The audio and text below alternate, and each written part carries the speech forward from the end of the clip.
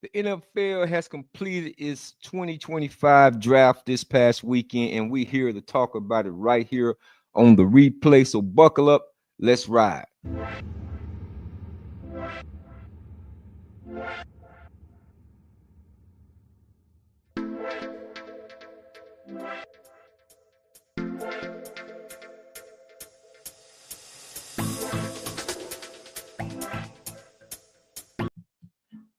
Welcome to another edition of the replay where we're still trying to make your day. I am your host, Jabril A. Rashad, and we're coming to you on the digital airways of YouTube, Facebook, and we are streaming pre-recorded today simply because I had so much else going on and had some other things I need to get done in preparations to come on and do this particular episode.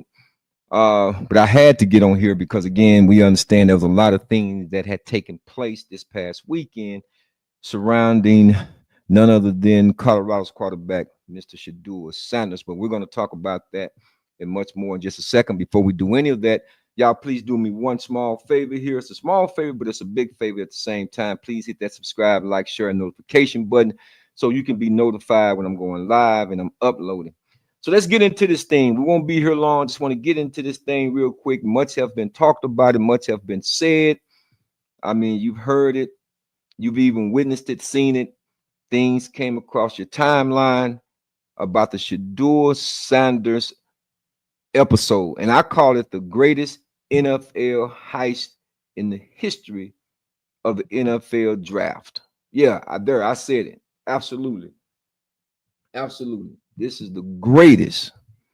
The greatest. There it is. Screaming across your feed right there. The greatest NFL heist ever. I guess, let me think back long and hard when I first started watching or have an idea about the NFL draft. Had it been somewhere late 70s, I believe. Because prior to then, I really wasn't all in tune with the draft itself. But somewhere probably around about 78, 79. As a little boy, I started watching, or a young teenager, I might add, started watching the NFL draft. And I've seen individuals get drafted, probably shouldn't have went where they was projected to go. I've seen NFL players who wasn't drafted and was drafted later on in the rounds, and they should have been drafted earlier. And having to have that experience myself personally, I know exactly what guys go through. There's a lot that goes into this. There's a lot of, not only physical preparation, but a lot of mental preparation. All of the testing that they do, from the combine to your pro day to the mental part of the test, the Wonderlic test that they call, the evaluation, the interviews, all of that stuff that goes into prior to someone being evaluated and vetted and getting drafted.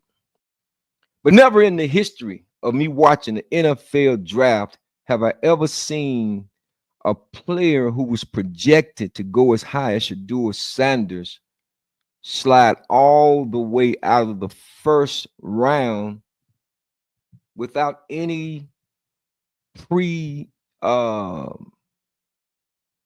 bad character, however you want to call it, a menace type, menace to society type of character. I've never seen it. I've never seen it. And so you had a lot of people, once again, because I've been on the, my timeline, I look for certain idiotic statements by those who would assume or have a jellyfish mentality or the audacity to even say that this guy wasn't a first round draft pick. Are you kidding me? Are you kidding me? You would have to be someone that's either you just bathe in prejudice, or you have no idea of how to evaluate a talent. Like this individual right here. I want to play this individual right here because this is the one individual whom, granted, I did an upload with him and Charleston White, and they're so close together, side by side, neck and neck. But I got to play this particular clip right here because this individual has absolutely no clue of what he's talking about. No one is surprised that Shadeur Sanders didn't go in the first round. Not one person that watches football that have any common sense is surprised Shadeur Sanders. I'm surprised Shadeur Sanders was surprised he didn't go in the first round. The kid just ain't a first round pick. If he ran a 4.3 and a 40, we'd be having a different conversation. If he didn't run around like he got 3 flat tires, we wouldn't be having this conversation. If the boy had pocket presence, we wouldn't have this conversation. If he played for a university where they were actually winning more than they were losing, for the most part, never won an actual playoff game in any of his college career. He didn't win the championship at Jackson State. He didn't win any of the bowl games at Colorado. And I know winning and losing ain't just one player, but I watched the boy play. He has 0 pocket presence. I won't say 0, but it's pretty poor. I think this guy here, he has his podcast, Officer Tatum. He need to change it to Officer Potato Head after making such asinine, foolish statements like that. Because obviously he has no idea about the game of football. I'm not sure if he ever played or not, but I'm quite sure he didn't reach the level of the NFL. And maybe he played somewhere when he was in Pee Wee football and somebody laid a real hit on him and he decided to hang him up and become a police officer, a former police officer now. But he made some of the most asinine statements regarding nobody projected this guy to be a first round pick. Well, that's not true. Absolutely, it's not true. And to prove my point, let's listen to Mel Kiper, someone who's been doing this for nearly 40 years, or actually 40 years or better. Let's listen to what Mel Kiper has to say. Has been clueless for 50 years when it comes to evaluating quarterback. Clueless. No idea what they're doing in terms of evaluating quarterback. That's proof. There's proof of that. We know exactly what we're talking about with quarterback. They don't. Now, that man right there has been evaluating players coming out of college for over 40 years. And he was very livid, I might add, in regards to how Shadeur Sanders fell out of the first round. And even if you want to slight him and say, okay, well, they decided to go with a Jackson Dart. Explain to me how he gets into the third round and not even picked up in the third round. I'm still having a loss for words for what we all witnessed for the most part. Are you kidding me? This guy had and have, I ain't gonna say it in past tense, he has first round talent written all over him. So if you've never played the position, if you've never went up against a player like a Shadeur Sanders, speaking from a personal position that I played defensive back, you will know how to evaluate a Shadeur Sanders. Does he pass the eye test for everything right? Probably not. Can he improve upon some things? Perhaps he can. They all can. But at the end of the day, you said that if he ran a 4.3, maybe we would have been talking about something else. Well, let me ask you, did Cam Ward run a 4.3? I'm not sure about that. I'll double check it, but I don't know if he did. I don't think he did. And we definitely know that Jackson Dart didn't run a 4.3. Tyler Schultz didn't run a 4.3. Dillian Gabriel didn't run a 4.3. Rose didn't run a 4.3. So what are you talking about? Had he ran a 4.3? You can say those latter guys didn't get picked in the first round either. But at the same time, they didn't have the passing rating, the accuracy. They didn't have the 4,000 yards that he threw for. They didn't have that extra it factor, the pedigree, how he never blamed any of his offensive linemen when he was the most harassed and sacked quarterback of all the quarterbacks in the college ranks. Not once did he get up and be, just blast one of his offensive linemen. So what are you talking about? The guy has leadership qualities. The guy has pause in the pocket. The guy has pre-snap read. He can scan the field. If you talk about, well, he held on the ball a little bit longer and things of this nature, well, you know that. See, this is schematic. This is why you don't understand the game of football.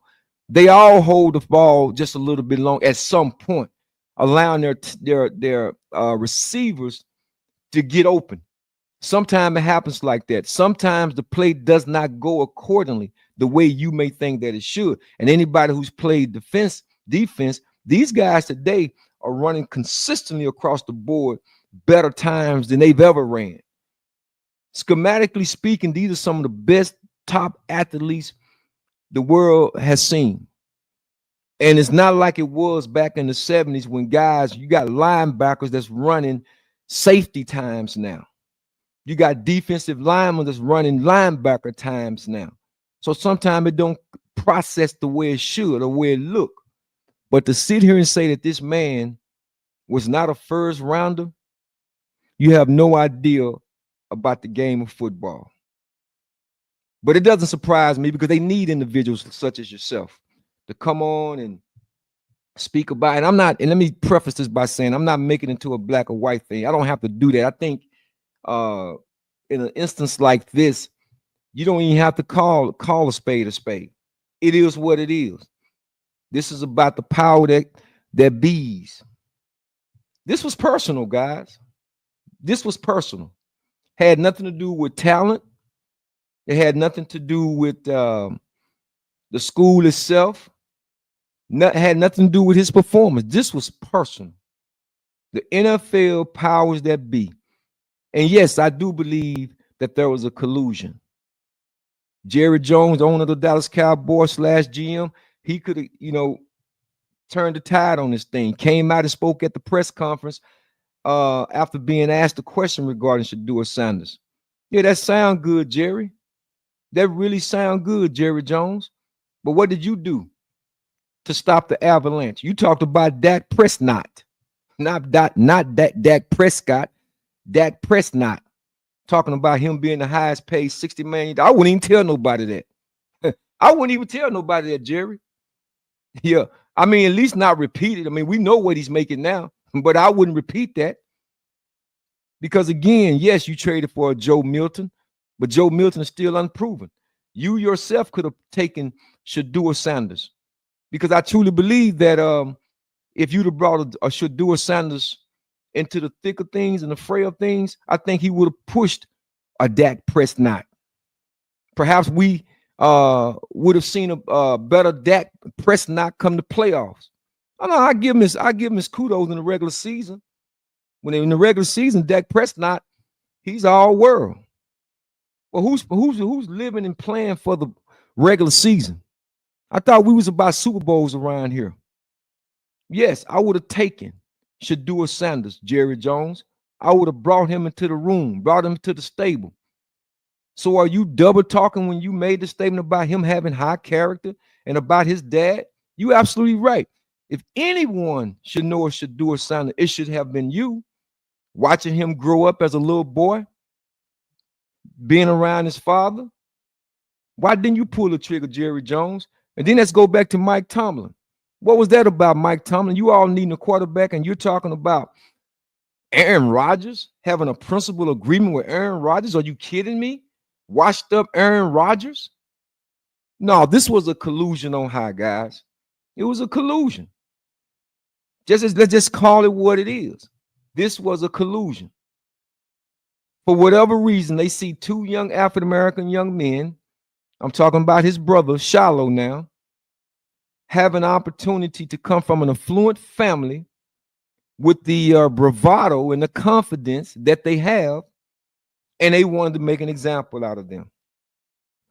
They wanted to make an example. Again, I'm not going to even get into the black and white thing because, again, if I were to get into that, we can talk about the Johnny Manziel and the luggage that he had coming out of Texas A&M and still went in the late first round. I think he was a 22nd or 21st pick, somewhere along that.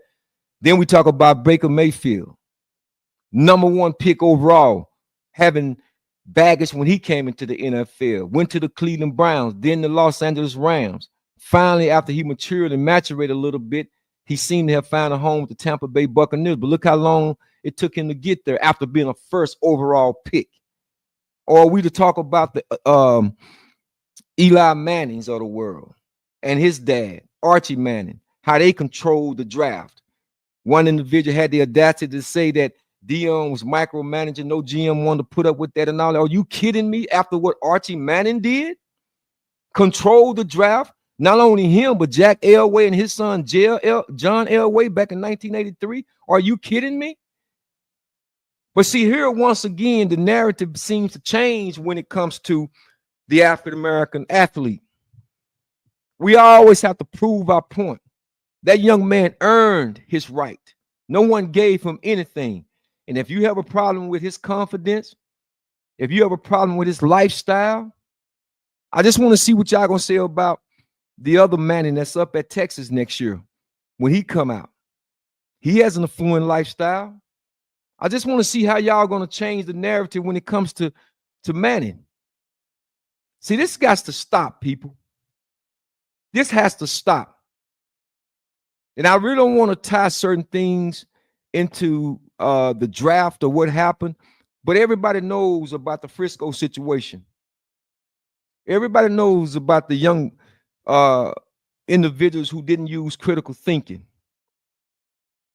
Because I guarantee you, if it was reversed on the other foot, those who differed with what the outcome was that happened in the Frisco situation, they would have been marching or talking to a whole different story had it been the other way around, because they would have been talking about George Zimmerman, how the young person was standing his ground. But no, that's not what you said in regards to that incident. But we're talking about football now, and I'm just drawing a little bit of comparison. I know it's two different dynamics, but I'm just only pointing out certain things, how the narratives change when it comes to a Shadeur Sanders, because you have a problem with his attitude, with him wearing a chain when all of them had on chains. Yes, if you're asking me personally, I don't like players who are really ostentatious like that myself personally. That's personally. But you can't judge him based on his character because he decided to wear something that may not be for your liking, so to speak. But who was he hurting because he wanted to wear a chain? Who is he hurting? You talked about his character, but yet the young man has a 3.9 GPA. You don't hear about him getting arrested. You don't hear about him drinking late, staying out all night at parties, unlike the Johnny Manziels of the world, hanging around Drake and them in the studios, smoking marijuana, getting blazed, even at Texas A&M. He was on Club Shay Shay talking about that himself. You never heard any of these things about a Shadeur Sanders. But yet it's a problem now when it comes to Shadeur Sanders, because why? Y'all got to teach him a lesson. We're tired of people trying to say they have to teach African Americans a lesson. We're not your children. We're not your stepchildren. Your superiority complex is none of void. This is 2025. And I do believe that every individual should be judged upon their character, the content, as one would say, the content of their character. Let's exemplify that. Where was the egalitarianism when it came to Shadeur Sanders? Why wasn't he given the same latitude as other previous quarterbacks that came before him?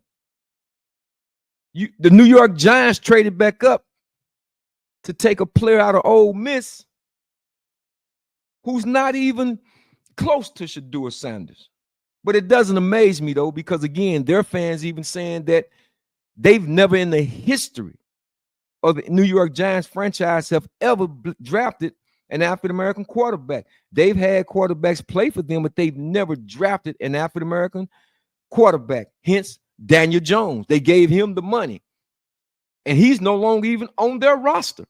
Instead of giving the money to Saquon Barkley, they chose to give it to Daniel Jones. And look where they got him. Where they got back up in the first round and drafted Jackson Dart out of Ole Miss. I hope I'm getting his name correct. Over Shadeur Sanders.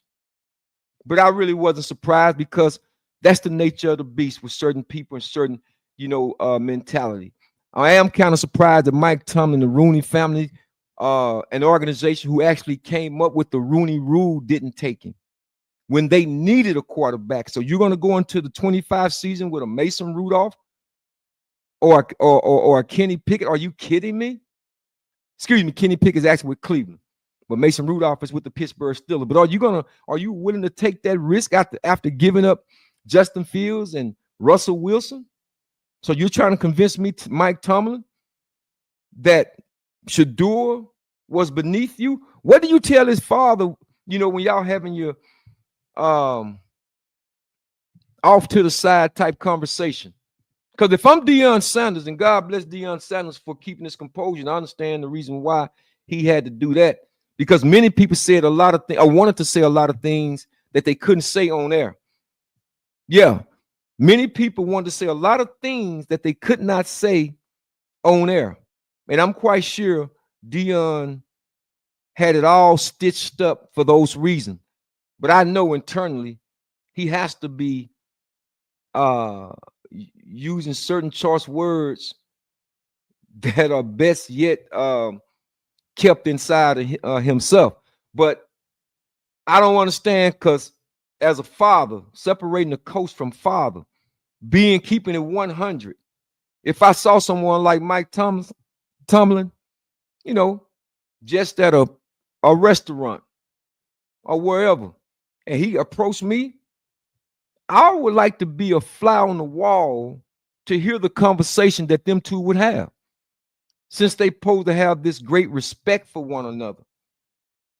Give me a break. I don't understand it. I don't understand it. This young man earned his way into the first round based on his play. No one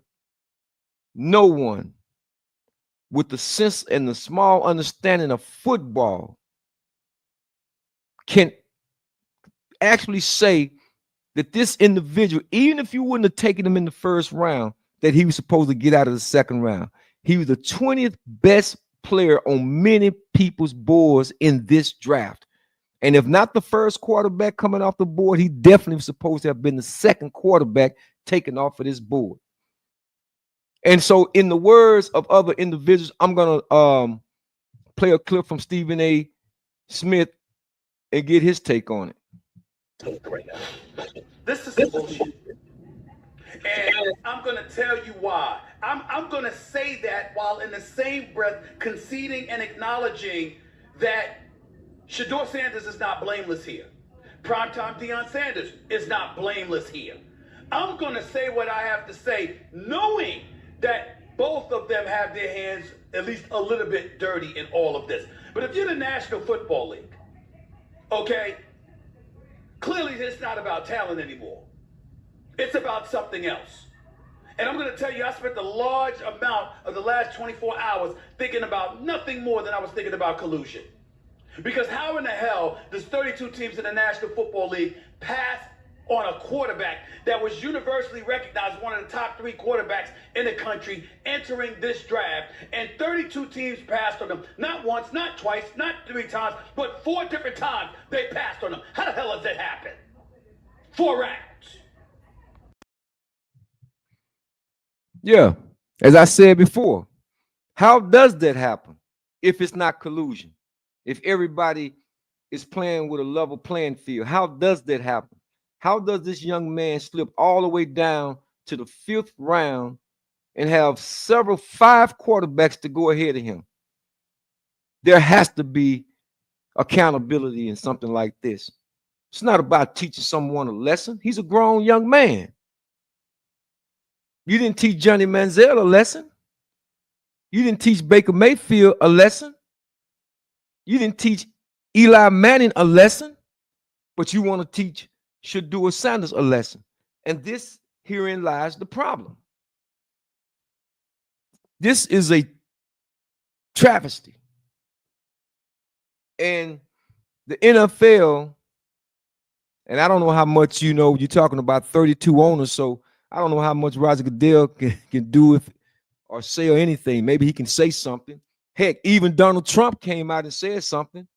Did you read the President of the United States statement? He called the owners stupid. That's coming from Donald Trump. That this man stayed on the board as long as he did. Yeah, Trump used to be one of the owners in the USFL, so he know a little something about football. He owned the United States team that they had in the USFL, the Generals. Yeah, that was the name, the Generals. So yeah, he knows something about football. He was the owner once. See, anybody with a sane mind, sane thought, you don't have to know a lot about football, but you can know something about football. And the past few years, with Shadeur Sanders starting out at Jackson State, took them to winning Heights. And contrary to what the other individuals said, that he didn't win a championship, actually, he did win a conference championship. He may not won a SWAC championship, but he won a conference championship.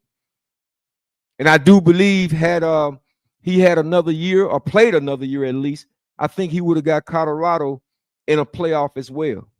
That's just my opinion about it. But you can't shortchange this young brother like that. I'm not gonna let you do it, especially someone who's coming from a position of how can I say well, let's just say, for a lack of a better word, someone whom they love. They love to put individuals out there like this Tatum guy because he's gonna do the job for you. But again, you don't have to be a rocket science or have played the game of football. You just got to have common sense. That's all it takes, common sense, to recognize that this was the greatest NFL heist there's ever been. And I am in agreement with Michael Irvin. That's why I call it the heist. This man was cheated out of 30 to 40, maybe even $50 million based on where he went. Based upon where he went. Yeah.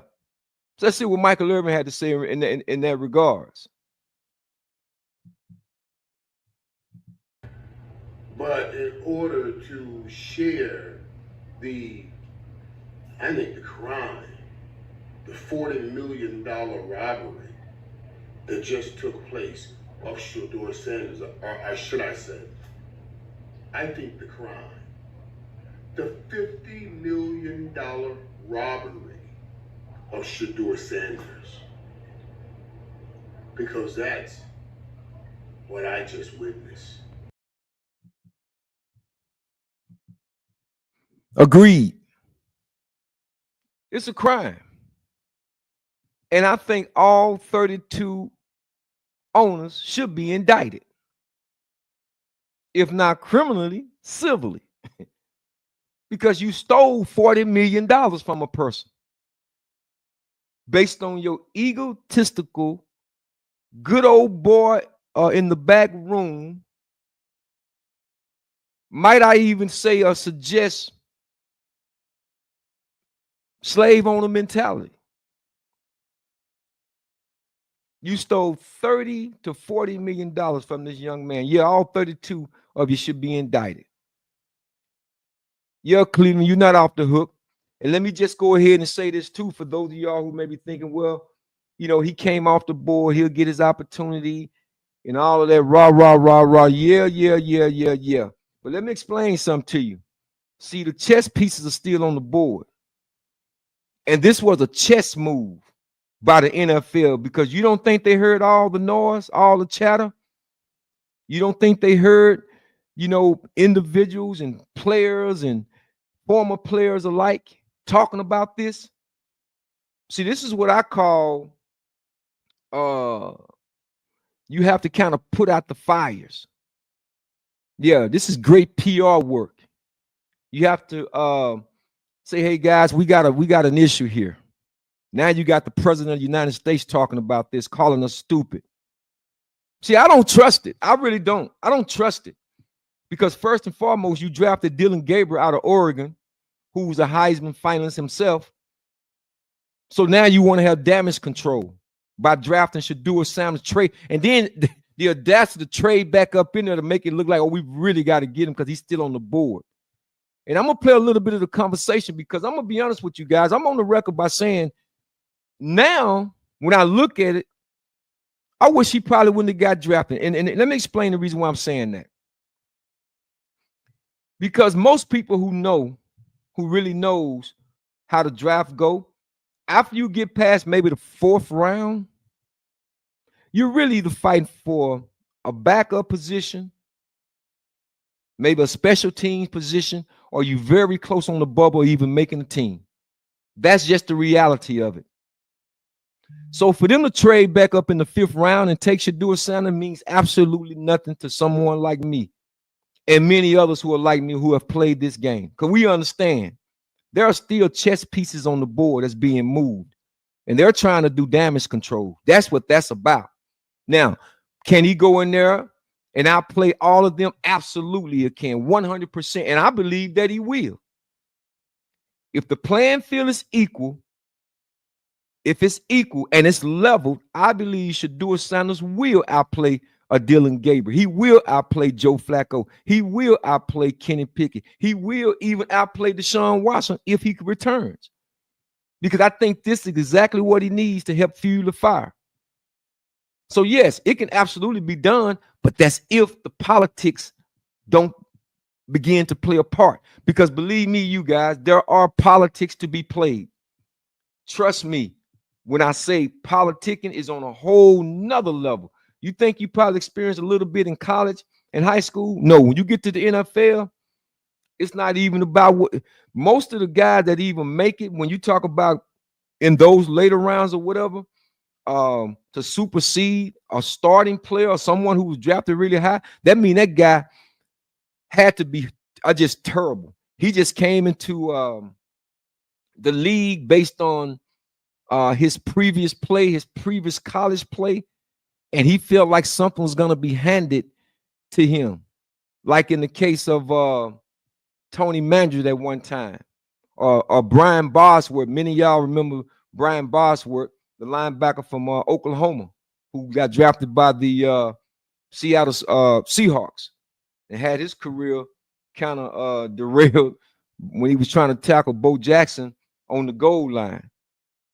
Yeah, but you have to really play yourself out of the league when it comes to being drafted that high, like in the case of DeMarcus Russell, the former #1 quarterback taken out LSU by the Los Angeles Raiders. You have to play yourself out there because you're going to get the reps. And that's what I mean about if the playing field is leveled and Shadeur Sanders is getting the same reps, the repetitions that the other quarterbacks are getting, I think he's going to come through because it's in his pedigree. See, it's something about the it factor that you can't teach. You can't, coach that up. Either a player has it in them or they don't. So, yes, absolutely. But again, I'm not trusting the chess pieces that are on the board with this little, kind of like this little, I kind of like a little consolation type of draft that they gave him. Yeah, I'm on the record. I've said it, and I'll say it again. Because if he would have went undrafted, not only could he have picked his own team, he could have actually told them deuces. I'm going to give you all the middle finger, not even play in your league. I'm going to go ahead and invest my money that I made in the NIL money into investments, and I'm going to show you I can use my mind to make a multi-million-dollar business. Because, see, we got a lot of African Americans playing sports. There's a science to actually making money. As I told one friend years ago, I'll teach my son how to make money so he can sign the checks. Your son will be the reason why, my son will be the reason why your son is holding out. Because he's in a contract dispute because my son is the owner of the team. That's what we need to be teaching our young people, the business side of sports. Because they're not letting us buy a team anyway anytime soon. Heck, it's gotten to the point that I wish we had our own league. We didn't have to integrate into the league. Why? They needed the product. See, these owners, they went and got Jackie Robinson them to integrate. We was okay in the baseball Negro League. If you take the same economic playing field, if the playing field was level economically speaking, and we had the same rights to television contracts, the same rights to marketing, promotion, all that. Just say if it's all equal, I guarantee you I guarantee you we will be successful. Those are just the facts. And then we can play for the national football crown of the United States. All African-American team against an all-white team. And I guarantee you we'll beat the dog crap out of you. So when you talk about, this is a good old boy league, or good old boy owners, and you continue to do how you're doing, it's bad, and it makes it look bad. Those are just the reality. Those are just the facts. We're not trying to make it a black or white thing. We're trying to make it a right or wrong thing. You tell me whether or not if this is a right or wrong thing. On all levels, it's absolutely 1,000% wrong. Wrong. And the thing I just dislike is even when Shadeur Sanders got the call, he was just a hippity doo-wah. No, I mean, God bless him. God bless him. But again, if he would have went undrafted, he could have actually just said, you know what? If you all think that, that's the value of how you value me, then I value myself something greater than that. I'll just go ahead and invest my money into businesses, and I'll make my multi-dollars that way. Oh, yes, it can happen, because if any of y'all who know anything about the history of the NFL, the first Heisman Trophy winner, a man by the name of Jay Bernwanger, look him up, in 1935, won the Heisman Trophy and never played a down in the NFL because he wanted to go into business and became a multi-millionaire, if not billionaire, for that time. Jay Bernwanger. So quit thinking you can manipulate young African-American males to do your beckon and call, and they supposed to be happy about it. That's my only distaste in my mouth. I know he loves the game and wants to play the game, but he don't really need the money. Guys continue to play the game as long as they do because they're still trying to collect those checks to make sure they have financial security. But that's not the case of Shadeur Sanders. Shadeur Sanders could have actually gave them the middle finger and say, hey, man, I don't want to play in y'all league. The same way former running back Robert Smith, many of y'all who may remember Robert Smith back when he was playing running back for the Ohio State University under Coach Earl Bruce, he also had an academic scholarship, and he became a doctor. You should Google him, Robert Smith. He was told that by Coach Earl Bruce, because he had a biology class and he was missing practice, that he's going to have to give up his academics if he want to play football for Ohio State University. You know what Robert Smith told him? Man, take your scholarship. I don't need this. He was not going to play for Ohio State. So that simply means that he wasn't going to play in the NFL either, because he took academics or chose academics over athletics. The same way with the former defensive back for the Tennessee Titans, Samari Rowe, who's now a doctor. See, we have our minds that we can use. We don't have to play these games anymore. You go out there and create. Go out there and level the playing field by using your mind. If we pulled out and we don't understand the power that we really, truly have. But again, some of y'all seem to think that, we can't do this without them. The devil is a liar. They did it on Black Wall Street. But we understand when the jealousy started kicking in, they start seeing us really, really advancing. Herein lies the problem.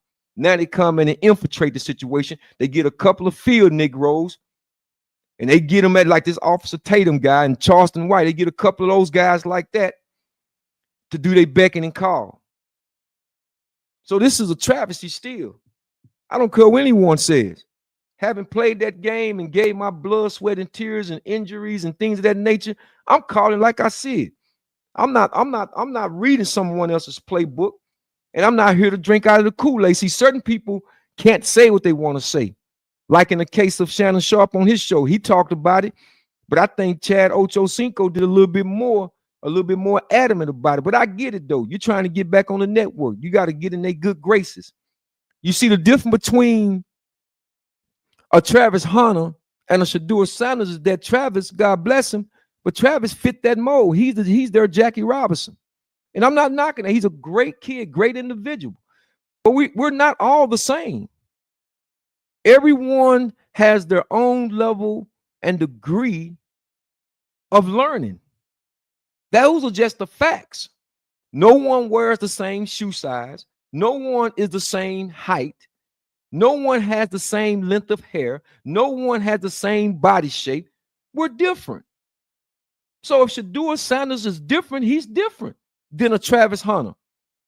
But Travis Hunter would fit their mold, the powers that be mold, more than a Shadeur Sanders because he's likable. He's not going to push back.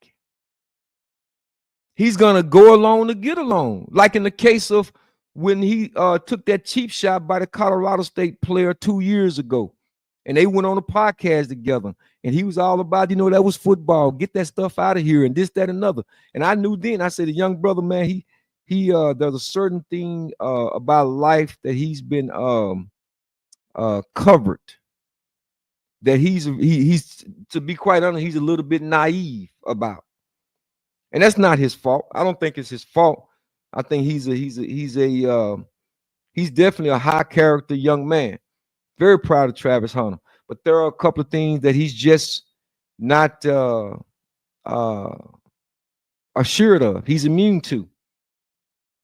But Shadeur Sanders is not Travis Hunter, and Travis Hunter is not Shadeur Sanders. So they fear someone like a Shadeur Sanders because he may not be likable. He may not fit their criteria.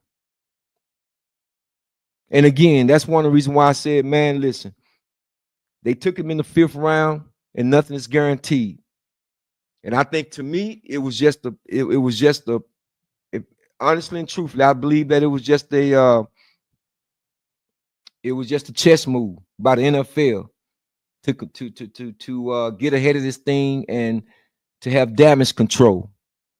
And this is the reason why I just dislike how Shadeur responded in terms of being all giddy and so forth and so on, and not really looking at what's about to come down the pipeline if he's not given the fair chance or the reps that it's going to take to unseat someone like a Dylan Gabriel because he was drafted in the 3rd round, or to unseat someone like the veteran Joe Flacco, or even Kenny Pickett. He was taken high. That's one of the reasons why I said, man, yes, I would have been disappointed. I'm going to get to another young individual because he was disappointed. These are human emotions and human feelings. And even after him signing a contract, he still felt disappointed because he believed in his ability. He believed in himself. But see, Shadeur, again, is not hurting for money like that. Not to say that the other individual, I'm going to talk about in a minute, is either. I'm just simply saying in a situation like Cam Ward may have come from humble beginnings. That's why he's all about football. He don't have the luxury to sit back on his laurels and just, lay in a supine position, not worrying about where his next meal may come from or his next check. But that's not Shadeur Sanders, and I can't knock him for that because finally we got individuals who are playing this game who may not need football, and he's one of them. But again, I don't like the way they drafted him and the thing that they had to say, and we're going to play a clip of that right here. Hello?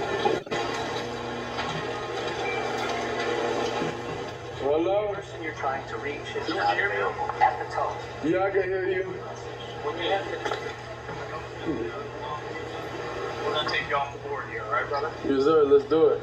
Hey, listen, you gotta come in, you gotta work hard, you gotta earn your job, earn your team.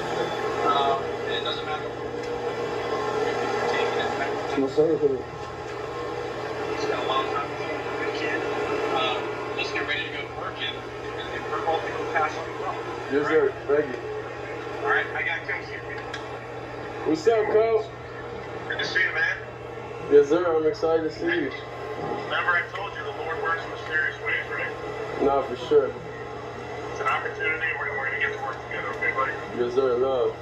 Congratulations. I'm gonna pass you on to That's a thank you. Thank you. Thank you. Thank you. Thank you. What does that mean?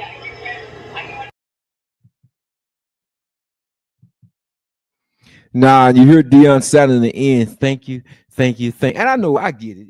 He's saying it. For his son to be able to live out his dream of playing in the National Football League. I get it.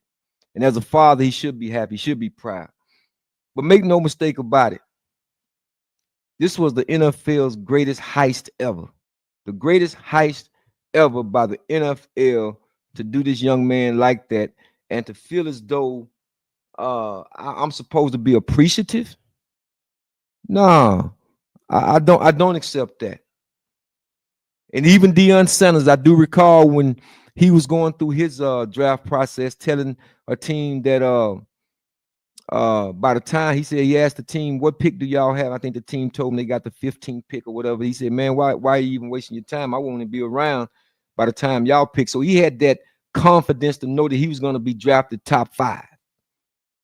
He had that confidence knowing that he was going to be drafted top 5, not just getting in. And I would like to think that the Deion primetime Sanders that I know, had he been taken in the second round, he'd have had a problem with that. But now all of a sudden it's supposed to be okay because it's his son Shadeur Sanders. Now I still will have a problem with that. Someone will have to tell me something and answer. It ain't got to be done in the public, but behind closed doors, somebody have to tell me something. Mike Tomlinson. Yeah, Mike Tomlin. I think you know you all needed a quarterback, and I think you owe Deion that. From one brother to the next, if you say you're my friend, I would expect that. That's personal, man. Had it had something to do with his talent alone, I wouldn't be saying what I'm saying. No problem at all. I get it. But when I see all these quarterbacks that had luggage coming into the NFL prior to Shadeur Sanders, and it had nothing to do with my son's ability to play on the football field, and you're telling me about his conceitedness or his arrogance? No, I don't accept that. I don't accept that. And it's not fair. But again, I'm happy for him. I am to have an opportunity to go into the NFL and do something that only so many people get an opportunity to do, and to do something that you love. Obviously, you love it. You're passionate about it because you don't need the money. That says a lot. To keep his character, his composure, which those two attributes right there also tells me something about Shadeur Sanders.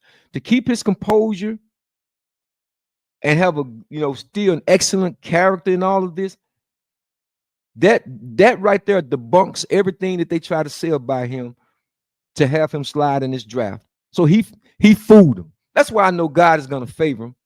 God is going to favor him. I have no doubt about that. And also who got a favor was his brother Shallow. Big shout out to Shallow. We got some good news, chat. We got some good news, chat.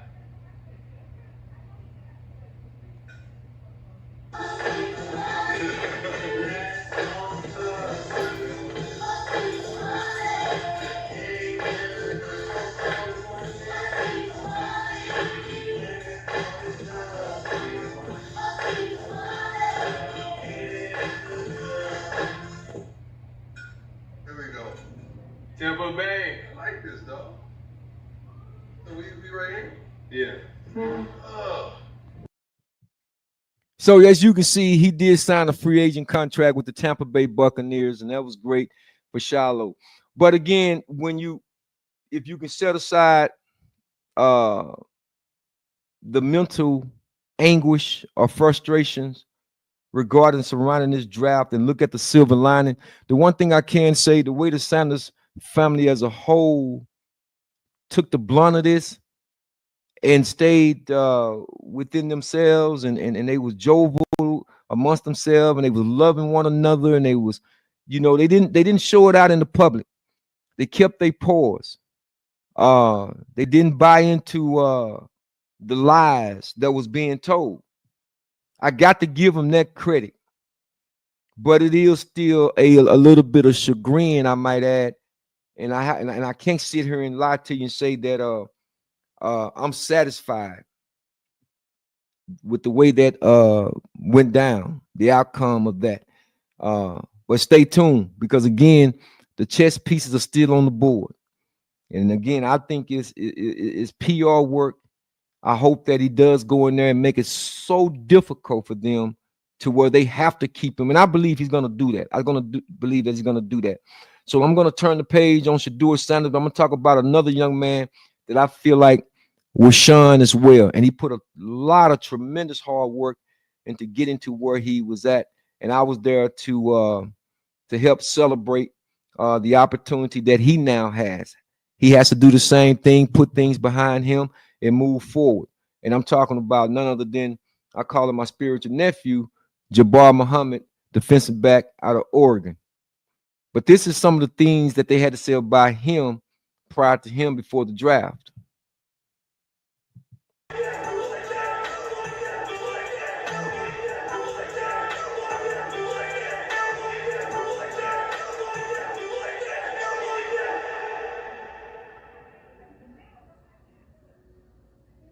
What's going on? It's Coach Williams, and I'm back for another breakdown. So today we are going to talk Jabbar Muhammad. I think that Jabbar Muhammad, along with Kareem Johnson, is one of the most underrated defensive backs in this year's draft. He's phenomenal. The tape is really good. I was not able to.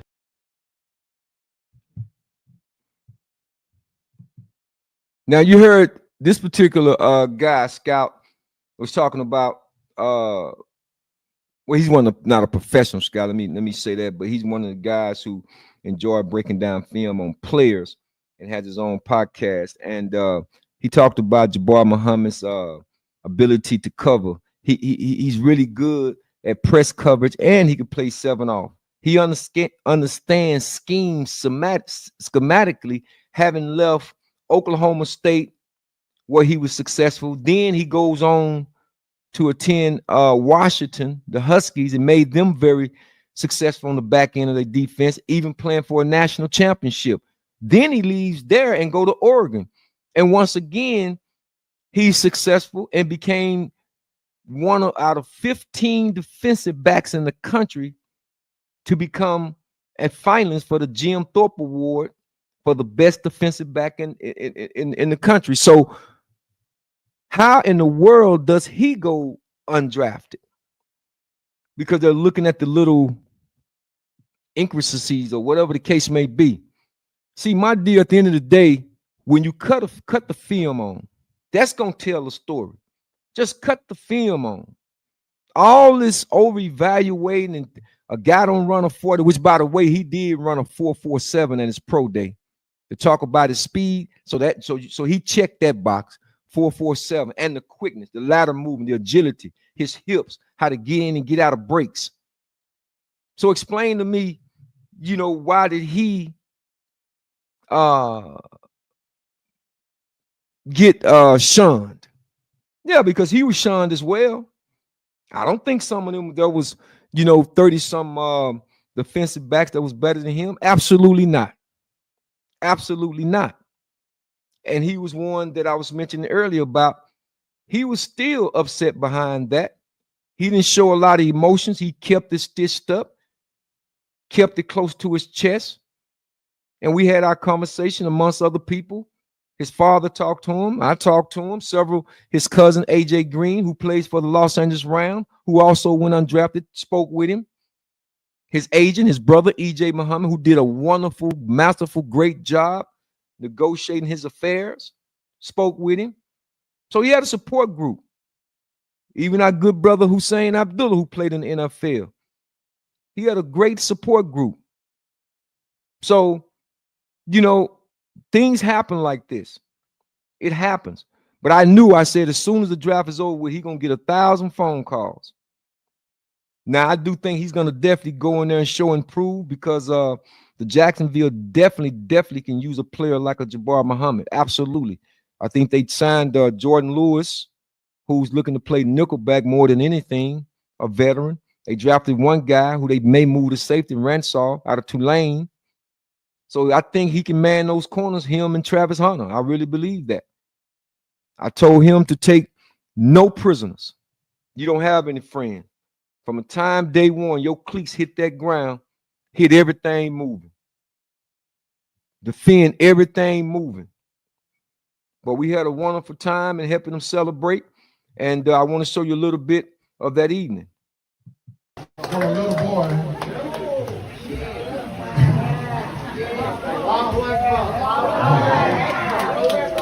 can be there to show you the city, get you acclimated, you know, be there to support you when we can't make it. You got your uncle in there, yeah, right there.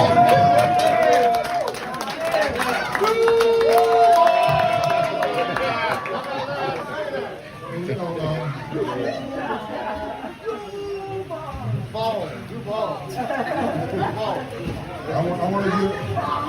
I want to give credit to where credit is due. You know, EJ, who played college football also.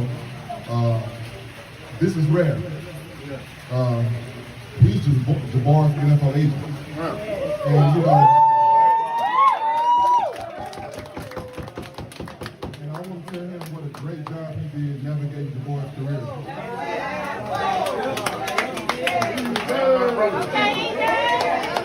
You know, I feel like a proud papa to step back and see him negotiating. And so again, big shout out to my nephew Jabbar Muhammad, who signed with the Jacksonville Jaguars. Very proud of him. I think he's going to go in there and do an excellent job and prove all the naysayers wrong. You know, there shouldn't have been no knock on him. I think he proved himself playing in 3 different defensive schemes, and he understands X's and O's, and he's such a competitor. So I think he's going to be fine. But I think again, his disposition was the type of disposition that you're supposed to have, in my estimation, my opinion, because when you know that you put the work in. When you know that you've put the work in, it's nothing else to be said. This young man was a finalist or semi-finalist, I should say, for the Jim Thorpe Award. It was only 15 defensive backs. You know how many defensive backs there is in college football? For him to be in the top 15, and then you deny him the opportunity to hear his name to be called on such a memorable moment like this past weekend. You can never get that back. And I share with him my personal story, just sitting in an apartment in El Paso, Texas. And back then, again, we had 12 rounds and it went in 2 days. So can you imagine the hours that I had to sit and wait on a phone call? And my phone call didn't come until the draft completed also. And it was Bill Belichick himself that called me. And I was on the airplane, never been to New York. The very next day, I was in East Rutherford, New Jersey. So I can attest to what he was going through. And just like the prank call that this dummy or idiot did with Shadeur Sanders, that's exactly what it is. You got to call it like we see it. Because never in the history do we know of any African Americans. I don't even think we would have had a thought like that, to pick up the phone and call Peyton Manning when he was getting ready to be drafted, to prank a call. See, that's the kind of stuff that I'm talking about. That kind of stuff right there. And I really hope, I think there's some libel. The reason why I'm saying they're libel, there should be a libel suit filed or something on behalf of Shadeur Sanders, is simply because you dialed a private phone number. I didn't give my private information out. I think there's a violation in that. Plus, when you add, chagrin in there and mental anguish and what he was going through mentally, I don't care if the judge awarded him or not, just to teach him a lesson. Apology is not enough. I think that was to me, it was just kind of indicative of certain people's character and their nature to do something that idiotic on a day like that. But again, to my nephew Jabbar Muhammad, hey, let him know you're coming, nephew, and you coming with a chip on your shoulder, and it's real huge. You're gonna do it. I know Allah will favor you, and you work hard and continue to do and be the man and the person that we know that you are. He's already graduated college, did that a semester or so ago. So big shout out to his parents, both Elijah and Shaniqua Muhammad, and his family. What a classy family to put on such a great celebration and to be as supportive parents as they are. He come from great, and I ain't gonna say good, great gentility.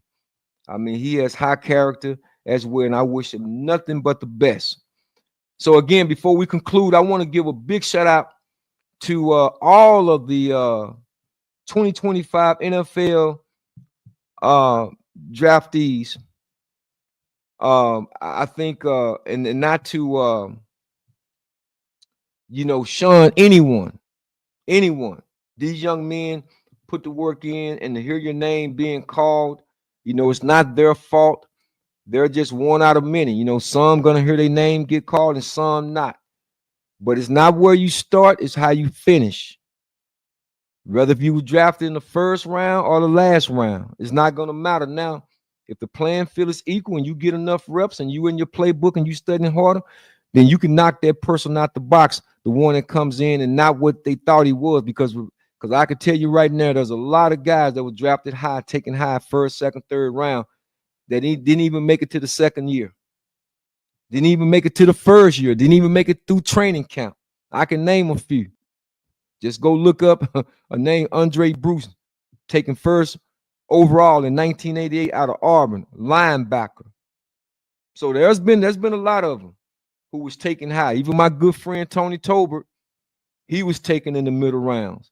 And they took a guy before him because he went to Florida. He played with the Florida Gators. And Tony Tolbert came out of a little small UTEP in the Western Athletic Conference, took his job, and played 12 years and won 3 Super Bowls. So it can happen. Absolutely can happen. We could talk about the Zach Thomas linebacker for the Miami Dolphins and so many others. So big congratulations to all of the draftees as well as the free agent signees. And I also want to send a special shout out to my man Booker and his nephew Shamar Turner for being drafted, taking number 62 overall in the second round by the Chicago Bears. I met him on several occasions. He's a great young man out of DeSoto High School as well. He had his little setbacks as well. He had the injury prior to his senior year, or might have well been his senior year now, coming out as a junior. But he fought through injuries and still got drafted. So big shout out to Shamar. I think he's going to probably be better than the other 2 that they drafted, but big shout out to them too. But I just think the injury kind of caught up when I think the Dallas Cowboys, as I've been on record saying, could have definitely used him in the middle of that defense because he plays with a nasty disposition. So again, I want to send all the young people, all the young men. This is no slight at anybody that was drafted. Things happen, but when you see something like this, as you heard me say, I call this the greatest NFL heist ever against someone like Shadeur Sanders. This should never happen. I don't care if you black, white, purple, green, Asian, whatever it is. When you are a player and you got the goods and you put the work in, without question, you should get a first shot. And if you're definitely evaluated as one of the top players to come out, then absolutely draft me where my evaluation of how I've been vetted. You had no real reason to let this man slide as far as he did. But good luck to every last one of them. I wish him nothing but success. Don't forget to hit the like, the share, subscribe, notification button. Again, we'll be back soon. This has been another episode of The Replay where we're still trying to make your day. I want to thank y'all for tuning in. We'll be back at you soon. I got some great news I'll share with you all real soon. Again, this is another episode of The Replay. Peace and love.